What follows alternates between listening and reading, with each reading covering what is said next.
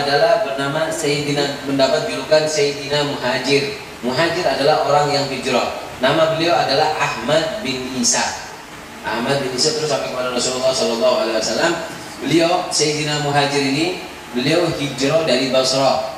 Jadi dulu ketika di Basrah terjadi fitnah sangat besar. Di antaranya fitnah kaum Goromito. Fitnah kaum Goromito ini memporak-porandakan, menghalalkan segala cara. Saudara sama saudara dibolehkan nikah, yang ini merusak. Banyak perzinahan, banyak kejadian-kejadian yang kurang bagus dan kemaksiatan. Nah, dan juga terjadi juga di sana fitnah, di antaranya terjadinya fitnah akidah. Dari segi akidah, mulai banyaknya orang yang mulai mencaci daripada sahabat Rasulullah SAW melihat keadaan tersebut. Dan Sayyidina Muhajir ini hijrah bukan untuk mencari makan, bukan untuk mencari nafkah, akan tetapi beliau Sayyidina Muhajir adalah paling kayanya manusia di Basrah. Beliau memiliki kebun sangat dermawan, hartawan semuanya, ilmunya, hartanya semuanya sangat luas. Bahkan beliau orang yang sangat terpandang di sana. Bahkan dikatakan dari banyaknya harta Sayyidina Muhajir dan dari banyaknya orang yang mencintai Ahlul Bait yang ada di Basrah, kalau ada seorang syarifah masuk ke kamar mandi, itu ada 10 perempuan yang nunggu. Ada yang ngambilkan minyaknya, yang menyiapkan handuknya, yang menyiapkan ini dan itu.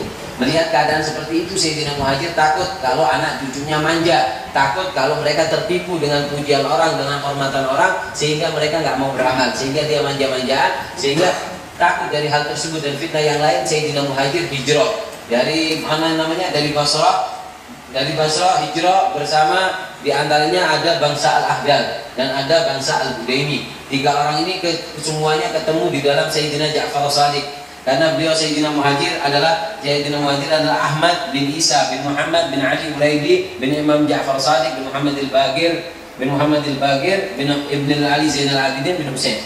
Nah, ketemunya di mana? Ketemunya ada di Imam Ja'far Shadiq. Ali Ulaidi dan Musa al-Qadim itu satu saudara, punya nurun namanya Al-Ahdal, bangsa Al-Ahdal, bangsa Al-Budaimi ada juga. Di Indonesia sebagian ada bangsa Al-Ahdal atau ada juga bangsa Budaimi. Nah, kemudian Sayyidina Muhajir ini hijrah bersama 3 orang ini dan anak cucunya, dan ada seperti Sayyidina Alwi yang tadi kita, dan istrinya dan kerabatnya. Ketika ziarah, Sayyidina Muhajir tidaklah berhenti di satu tempat kecuali bersedekah yang sangat luas. Sayyidina Muhajir memilih kota Hadramut gak langsung, tanpa ada pikiran. Pertama ziarah beliau adalah ke Mekah, di Mekah, kemudian ke Madinah. Bahkan beliau pada waktu itu sempat haji di tahun dimana yang namanya Hajar Aswad dicuri. Dulu pernah terjadi di Ka'bah itu nggak ada Hajar Aswad, sampai kurang lebih berapa tahun gitu nggak ada Hajar Aswad. Yang ada sekarang Hajar Aswad cuma sedikit. Itu adalah sisa yang dikembalikan daripada waktu itu dicuri Hajar Aswad. Nah, pada waktu itu Sayyidina Muhajir berada di Madinah. Kemudian Sayyidina Muhajir melanjutkan perjalanannya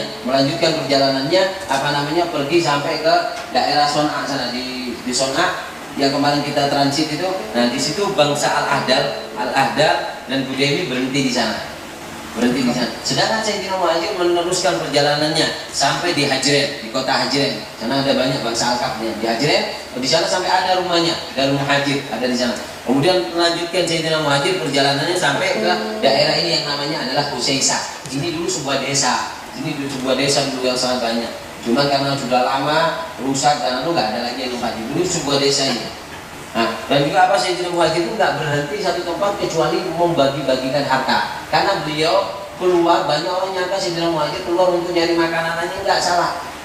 Puluhan onta dibawa, di kanan kirinya dipenuhi dengan harta emas, dipenuhi dengan harta yang setiap berhenti menyumbangkan harta. Berhenti satu tempat bagikan harta. Itu Sayyidina Muhajir. Bahkan dikatakan Sayyidina Muhajir ini adalah orang yang paling ahli ilmu, lahir dan batin, paling wibawa, paling cerdasnya manusia pada waktu itu di Hadramut. Beliau adalah Sayyidina Muhajir, dan beliau adalah paling dekatnya kepada Rasulullah SAW. Bahkan seseorang berkata bahwasanya bermimpi Rasulullah mengatakan, "Ya Rasulullah, apakah engkau ridho dengan hijrahnya Sayyidina Muhajir dari Basrah sehingga lewat di Mekah, di Madinah sampai turun di Hadramut?" Kata Rasulullah, "Aku ridho apa yang semua yang dilakukan oleh Ahmad Muhajir, aku ridho dengannya." Dan banyak juga diantaranya ada Sayyidina Muhajir ini, diantaranya beliau ketika dimakamkan di sini ada orang yang berziarah. Ketika berziarah di sini kelaparan. Ketika kelaparan bertawasul kepada Sayyidina Muhajir, subhanallah, di keluar di situ ada kopi dan makanan. disambut oleh Sayyidina Muhajir. Dan juga beliau punya cucu yang melazimi Sayyidina Muhajir. Nanti di bawah ada Habib Ahmad bin Muhammad Al-Habsyi yang makamnya di bawah nanti. Beliau melazimi lembah ini sampai beliau dijuluki sang pemimpin sang lembah, yaitu Shahibus Syaib. Syaib itu lembah. Nanti ada di bawah. Beliau dijuluki Shahibus Syaib karena di akhir hayatnya beliau selalu melazimi daripada Sayyidina Muhajir Muhammad bin Isa. Bahkan beliau mengatakan dalam bermimpi dimimpi oleh Sayyidina Muhajir dan mengatakan bahwasanya wahai Ahmad bin Muhammad Al-Habsyi yang makamnya di bawah nanti, ketahuilah siapa orang yang mau berziarah ke aku dan kemudian dia nggak mau naik ke atas, nggak mampu, maka cukup berziarah kepadamu. Siapa orang yang berziarah kepadaku nggak bisa naik karena tinggi, sekarang baru aja roh aspal ini. Kalau dulu tangga, dulu belum ada malahan. Jadi siapa orang yang tua nggak mungkin bisa naik, cukup berziarah kepadamu. Artinya siapa orang yang berziarah kepadamu maka sama seperti ziarah kepadaku. Dan di makam Sayyidina Muhajir dikatakan bahwasanya setiap harinya Nabi Khidir mengucapkan salam kepada Sayyidina Muhajir dari lubang yang sebelah sini. Nah, ini dinamakan suku Khidir, yaitu lubangnya Nabi Khidir mengucapkan salam kepada Sayyidina Muhajir. Tidak ada satu hari melainkan Nabi Khidir mengucapkan salam dari lubang tersebut. Dan sebagian para habaib mengatakan bahwasanya siapa orang yang ingin keluarganya datang ke Hadramaut maka panggillah dari lubang ini. Maka insya Allah dengan izin Allah berkat Sayyidina Muhajir mereka akan datang. Makam Ahmad bin Isa yang hari ini sangat populer berada di Hadramaut Yaman, itu di dalam kitab tarikh saya temukan bahwa makam itu ditemukan pada abad ke-9 Hijriah. Artinya ketika wafat 345 Hijriah sampai abad ke-9 Hijriah itu telah berjalan 550 tahun, makam itu dulunya tidak pernah dikenal orang. Ketika Nasab Alawi dikonstruksikan pada abad ke-9 bersamaan dengan itu pula lah makam-makam yang berkait dengan nasab itu kemudian perlu untuk dibangun untuk menjadi kekuatan klaim bahwa klaimnya nasab itu ada nama-nama tertentu sampai bersambungnya nasab mereka dengan Ahmad bin Isa, maka kekosongan nama-nama yang juga di dalamnya ada kekosongan makam-makam ini perlulah dibangun makam-makamnya itu sebagai bukti saksi buat masa-masa yang akan datang. Makam-makam palsu yang hari ini dibangun oleh seseorang yang diurut sebagai leluhur-leluhurnya adalah merupakan kejadian ulang daripada kejadian-kejadian masa lalu dan leluhur dia yang juga sama melakukan hal yang serupa, yaitu membangun makam baru yang sebelumnya tidak ada untuk diyakini oleh orang lain bahwa itu adalah makam leluhurnya. Bagaimana pengurutan nasabnya ini sampai Ahmad bin Isa ada dibuktikan dengan makam yang kemudian dibangun, diberikan tanggal, diberikan titi mangsa sesuai dengan titi mangsa orang-orang yang diklaim ada pada abad itu, padahal orang-orang itu pun tidak ada, sebagaimana makam itu pun dulunya tidak ada. Kemudian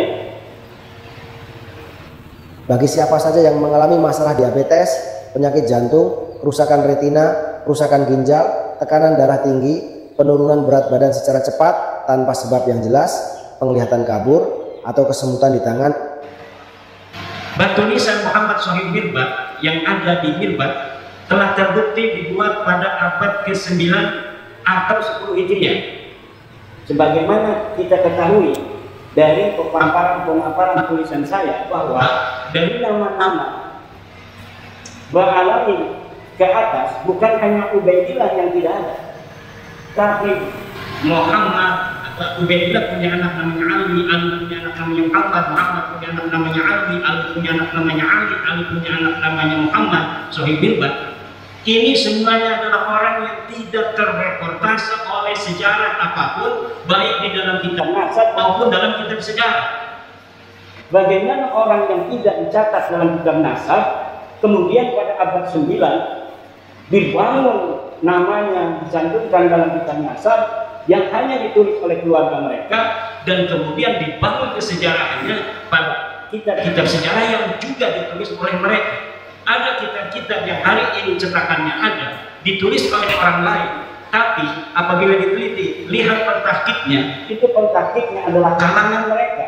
Dan saya meyakini setiap kitab sejarah yang ditahkik oleh kalangan Ba'alawi, maka pentahkikannya itu tidak jujur, dan di dalamnya pasti ada interpolasi nama-nama sesuai dengan nama-nama leluhur yang mereka catat. Kenapa? Karena nama leluhur mereka tidak tercatat dalam kitab sejarah, maka mereka merasa perlu untuk mencari manuskrip kuno, kemudian manuskrip kuno ini ditahkik olehnya, kemudian disisipi nama-nama dan keluarga mereka. Dan ini dapat dipertanggungjawabkan. Karena saya telah meneliti beberapa pentahkikan dari kalangan mereka tentang kitab-kitab tarikh Hadramaut, tarikh San'an yang mengitarinya, di dalamnya ada interpolasi, yaitu penyisipan tokoh yang tidak ada dalam manuskrip aslinya, kemudian disisipkan seakan tokoh-tokoh ini adalah merupakan tokoh yang historis. Kemudian Muhammad bin Ali diberi gelar Shahid Mirbat pada abad 9, tidak terbukti sebagai bergelar Shahid Mirbat. Menurut Ibnu Katsir abad ke-7, yang bergelar Shahid Mirbat adalah Muhammad Al-Manjawi, raja di ada seorang raja yang dicatat oleh Ibnu Katsir, sejarawan masa itu, yang bernama Muhammad Al-Manjawi. Muhammad Al-Manjawi ini diberi gelar oleh Ibnu Khaldun, oleh Ibnu Katsir sebagai Shahid Mirbat. Itu pada abad ke-7. Kemudian Ali As-Sakran pada abad ke-9 menulis sejarah leluhurnya, kalangan Ba'alawi ini, menyematkan nama untuk salah satu nama yang dibarukan itu, yaitu Muhammad bin Ali, disebagaikan atau dialiaskan sebagai Muhammad Shahid Mirbat. Tadinya tidak ada gelar Muhammad Shahid Mirbat untuk seluruh mereka, tetapi karena ada pencatatan dari mereka bahwa Muhammad bin Ali ini pernah ke Mirbat, maka diberi gelarlah leluhurnya ini yang bernama Muhammad bin Ali dengan Muhammad Shahid Mirbat. Saya telah membaca kitab-kitab yang berkaitan dengan sejarah Mirbat dan sejarah Hifar, serta ulama-ulama yang hidup pada sejaman dengan Muhammad bin Ali dalam tanda kutip Shahid Mirbat ini, sama sekali tidak ada yang mencatat di samping kanan dan kirinya seorang ulama bernama Muhammad bin Ali yang digelari kemudian pada abad 9 dengan Shahid Mirbat dari kalangan Ba'alawi. Orang ini bukan hanya tidak bergelar Shahid Mirbat, tetapi juga kehistorisannya sangat dipertanyakan. Bahkan saya berani mengatakan itu adalah fiktif. Orang ini fiktif, tidak ada di Difan, tidak ada di Hadramaut, bahkan mungkin tidak ada di dunia acak. Seorang yang bernama Muhammad bin Ali. Lalu bagaimana mereka punya leluhur? Jelas mereka punya leluhur. Lalu leluhurnya siapa? Ya, saya tidak tahu. Apakah namanya Muhammad bin Ali? Ya, bisa jadi. Tapi yang jelas bukan Muhammad bin Ali yang hari ini kita kenal kesejarahannya sedemikian itu. Lalu bagaimana kok bisa begitu banyak kitab-kitab yang mencatat kesejarahannya hari ini? Bisa ratusan kitab tentang Shahid Mirbat. Bahkan orang Mirbat sendiri hari ini, sejarawan Mirbat, lihat apabila mereka menceritakan tentang Shahid Mirbat, mereka belum sadar kalau mereka mencatat nama seorang yang tidak ada pada zamannya. Hebatnya ini Muhammad Shahid Mirbat. Dan saya kalau dipertemukan dengan sejarawan Mirbat, sejarawan Hifar, saya yakin orang Hifar dan orang Mirbat sejarawannya itu akan langsung sadar kalau sudah bertemu dengan saya. Apabila saya berikan algoritma dari sosok Shahid Mirbat ini, sejarawan Hifar, sejarawan Mirbat, sejarawan Hadramaut akan langsung sadar bahwa ada masalah dalam kesejarahan, terutama kesejarahan nasab daripada sadat-sadat mereka ini, terutama yang berkaitan dengan klaim glorifikasi dari keluarga Ba'alawi dalam ilmu pengetahuan, dalam tasawuf, dan dalam peran-peran kesejarahannya di masa itu yang berkaitan dengan politik, sosial, dan sebagainya. Bahkan saya sekarang sedang mencari orang yang bisa mempertemukan saya dengan para pakar-pakar sejarah di Yaman agar mereka tercerahkan. Yang saya ingin temukan adalah para pakar-pakar sejarawan yang tidak ada kaitan dengan Ba'alawi, yang insya Allah apabila dia bisa bertemu, maka itu akan akan langsung gampang sadar daripada orang-orang yang mempunyai subjektivitas dengan kalangan Alawi. Dan saya meyakini ya, apabila algoritma ini sedikit dibuka, sadar mereka dengan itu, maka sejarah Yaman hari ini yang terbentuk begitu kokoh akan rungkat. Bukan hanya sejarah Nasabah Alawi, tapi sejarah Yaman, sejarah Mirbat yang hari ini ada, rungkat semua.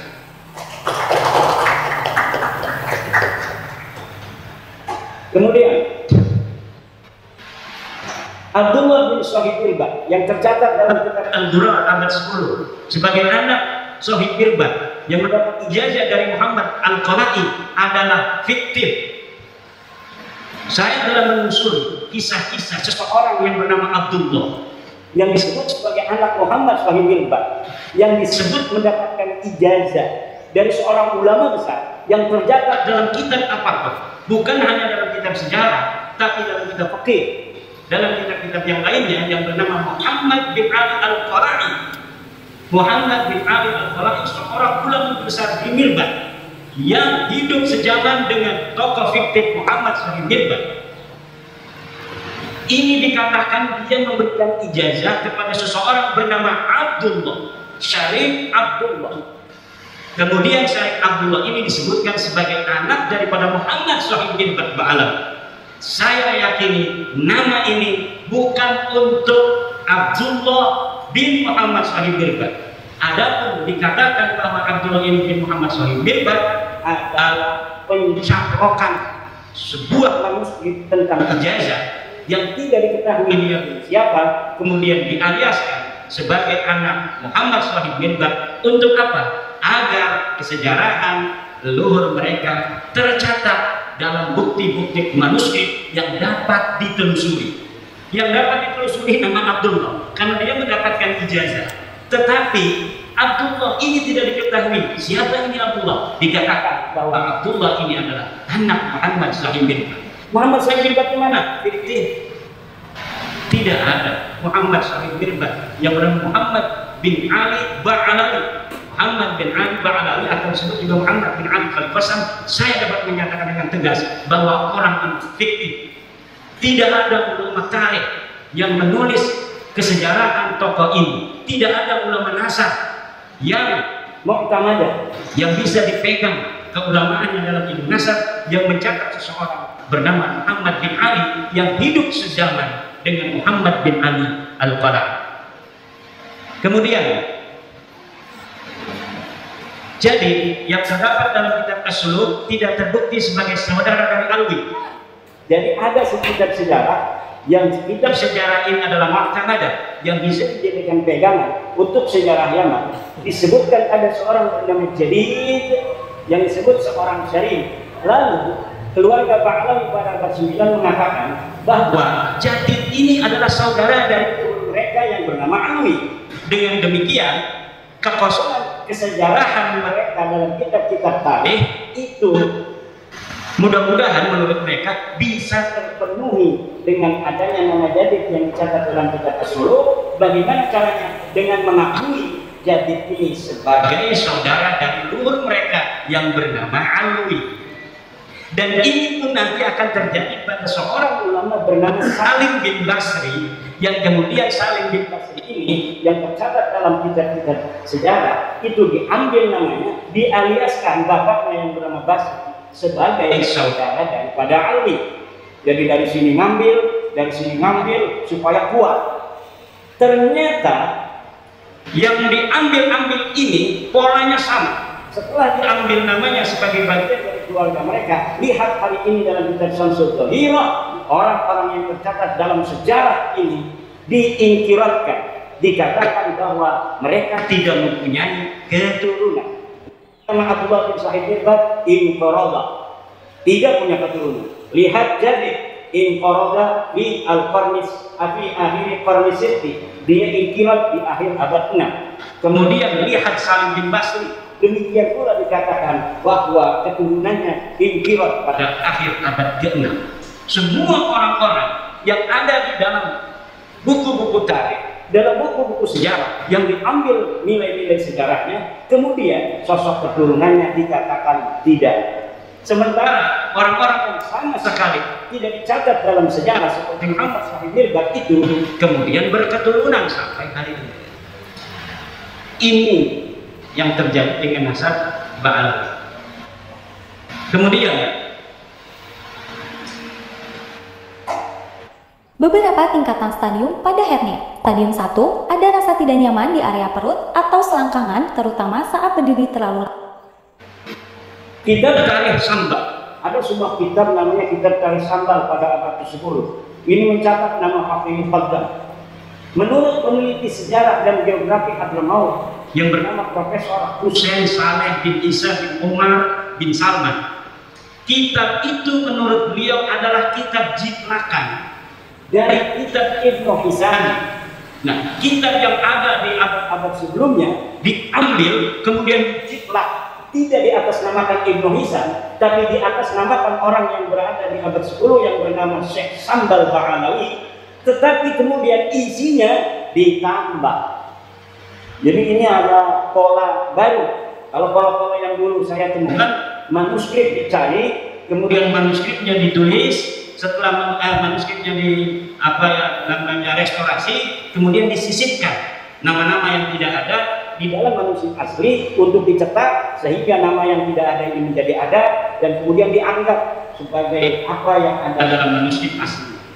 Nah, tetapi yang baru ini kita Tarikh Sambal, manuskrip Ibnu Hisan, Tarikh Ibnu Hisan ditemukan, tapi tidak ditahqiq, malah kemudian diambil beberapa lembar, kemudian disusun sedemikian rupa seakan-akan ini adalah karyanya, dimasukkan nama-nama Ba'alawi, kemudian diberikan apa namanya itu nama atau nama Syekh Sambal. Jangankan apa namanya itu kitab ini ada pada masanya, tokoh Syekh Sambalnya aja ada yang melakukan, dia betul-betul pernah ada. Jadi yang disebut Syekh Sambal dan keturunan Ahmad bin Isa ini, para tokoh sejarawan di Yaman itu ada yang tidak percaya kalau Syekh Sambal ini pernah ada pada Rasul. Lalu dari mana pentahqiq Abdullah Muhammad Al-Habsyi bisa menyatakan itu? Wallahu a'lam bishawab. Yang bertanggung jawab adalah Abdullah Muhammad Al-Habsyi. Dia menyatakan dia menemukan manuskrip atas nama Syekh Sambal. Kemudian dia mencetaknya. Ternyata setelah diteliti oleh pakar sejarah, ini kitab bukan milik Syekh Sambal, tapi sebagian diambil dari kitab Ibnu Hisan, kemudian ditaruh nama Syekh Sambal yang disebutkan sebagai keturunan dari Ba'alawi. Jadi ini sangat luar biasa sekali. Polanya pola beda lagi, pola baru, modus baru. Kemudian kitab Al-Bahafi Tarikh Hadramaut karya Abdurrahman bin Ali bin Hisan abad ke-9. Nah ini yang diciplak ini kitab ini. Kitab yang tadi saya sebutkan, Tarikh Sambal itu adalah jiplakan dari Ibnu Hisan. Ibnu Hisan ini menulis sebuah kitab namanya Al-Bahafi Tarikh Hadramaut. Pengarangnya namanya Abdurrahman bin Ali bin Hisan, wafat 818 Hijriah. Kitab ini pun ditahqiq oleh orang yang sama, yaitu Abdullah Muhammad Al-Habsyi, dan di dalamnya disisipkan nama-nama Ba'alawi. Kalau tidak percaya, silahkan. Siapa yang mau mencari manuskrip aslinya daripada Al-Bahafi Tarikh Hadramaut itu, yang di dalamnya di dalam versi cetak hari ini kita dapatkan nama-nama Ba'alawi. Saya mau bertaruh bahwa di dalam manuskrip aslinya tidak ada nama-nama Ba'alawi yang terpercaya. Jadi tidak perlu sibuk-sibuk saya untuk mencari manuskrip, karena saya telah meyakini. Bagaimana meyakininya? Oh, itu hanya husnudon atau suudon, karena polanya sudah ketahuan. Kalau 1, 3, 5, selanjutnya itu adalah 7 dan 9. Kalau kita katakan 1, 3, 5, selanjutnya itu adalah 7, 9, dan 11.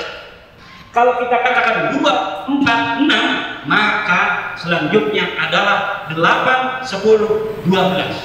Tidak perlu kita menghitung-hitung dengan kalkulator. Kita akan tahu bahwa setelah 1, 3, 5 adalah 7 dan 9. Kita punya ilmu, punya otak yang diberikan Allah, ngapain kita susah-susah? Kalau pola algoritma itu sudah kita tebak. Kalau tidak percaya, silahkan buktikan.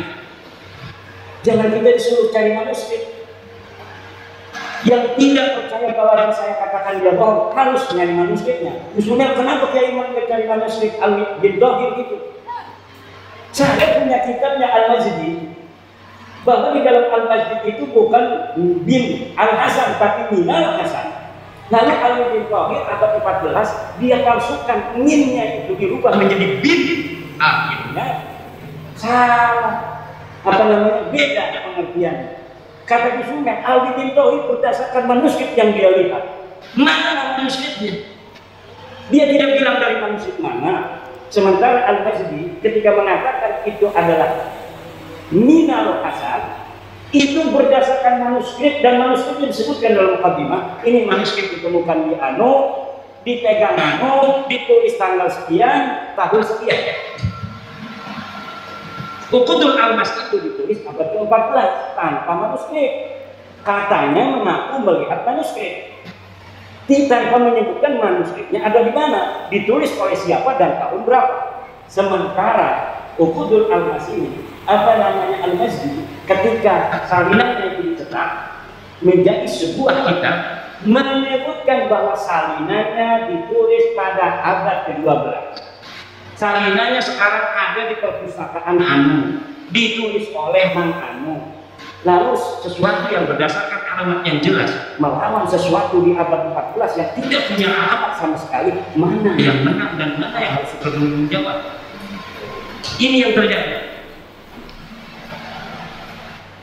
Kemudian kitab Al-Imam Al-Muhajir, ada sebuah kitab namanya Al-Imam Al-Muhajir, ditulis oleh Muhammad Yashihab, ini ada di Indonesia, dan Abdullah bin Noh, ini seorang ulama di Bogor, ditulis tanpa referensi sejarah.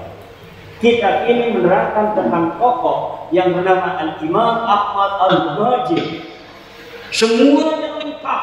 Ini gennya Anu, belajarnya di Anu, pergi ke Anu dan sebagainya. Tetapi tanpa referensi, kita pada masanya bahkan sampai abad ke-9 tidak bisa disebutkan satupun kitab apa yang menjadi referensinya. Lalu referensinya apa? Ya referensi unggulan Ba'alawi, yaitu Al-Burqatul Musyiqah dan Al-Jawharus Syafah. Hanya itu saja mentoknya. Dengan satu lagi kitab Al-Qur'an di abad ke-10. Allahu waliyyul ladzina amanu.